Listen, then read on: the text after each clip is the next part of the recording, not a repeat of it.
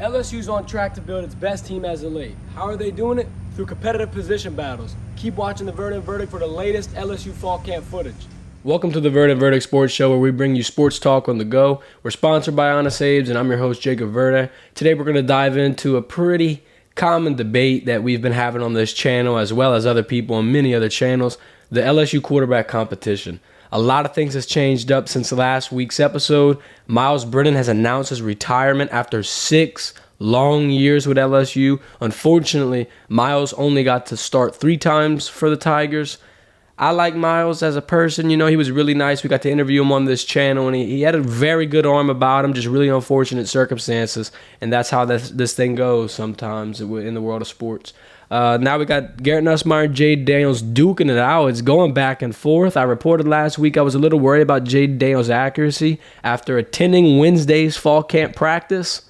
I could say those worries are behind me. Jayden Daniels is looking a whole lot sharper. He had a lot of good passes. I believe he went 8 for 9 on the practice. Now look, Garrett Nussmeier, we know he's accurate. We know he's got a strong arm. We know he's got good decision-making skills. He also has a lot of potential, like we stated earlier. Right now, it's too close to call. It seems like Brian Kelly's going to have about another 7 days to sit here and sweat it out and see what quarterback will take the reins of the LSU offense.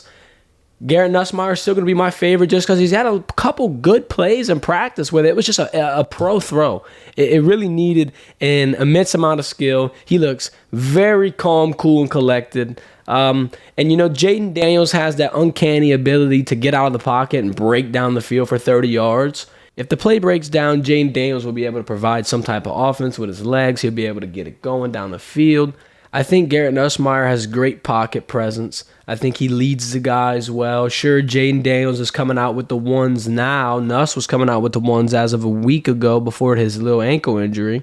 But Nussmeier's still, you know, starting the huddles. He's still bringing the team together around him, calling it off. I think Garrett Nussmeier has that it factor about him. The dark horse in this competition will be experience. Jayden Daniels is, of course, way more experienced. Nussmeier only has a couple games under his belt.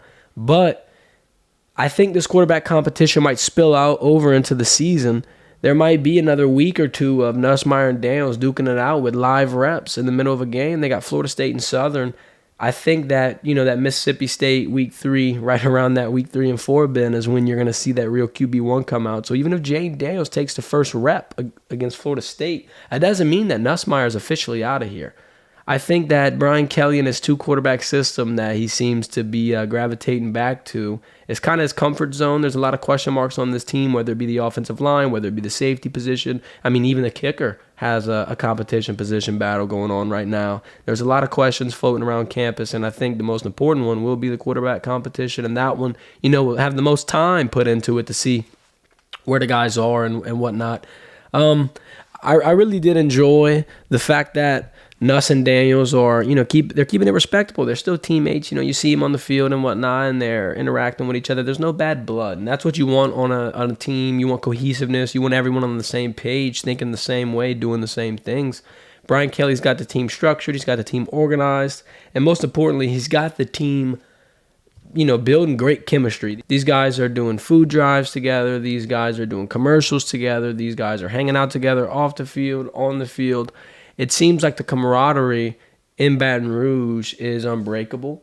And that's important because when you got a lot of guys coming in from all over the country in terms of transfers, and it's a lot of these guys' first time at LSU, you know, you want to make sure that you keep them comfortable.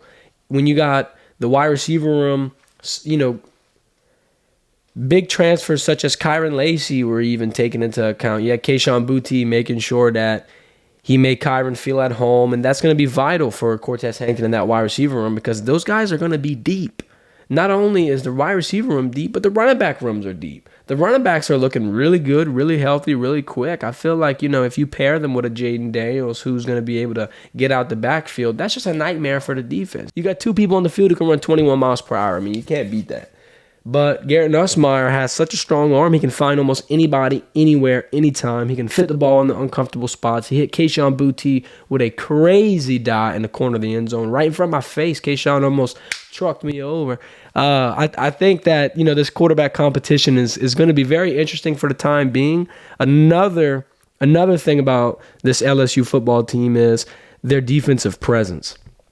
Matt House is very, very structured, and he's coming in here making sure all his guys are on the same page.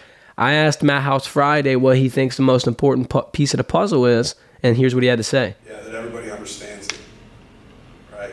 You can't be, until guys are able to understand and execute, that's the number one thing. So kind of like way back when I first got here, you got to make it teachable, learnable, and then execute. And that's the key to it. And I think the further you progress, the more multiple you can become. Not only is the most important piece of the puzzle keeping the guys together, but the most important piece of the puzzle is keeping the guys ready.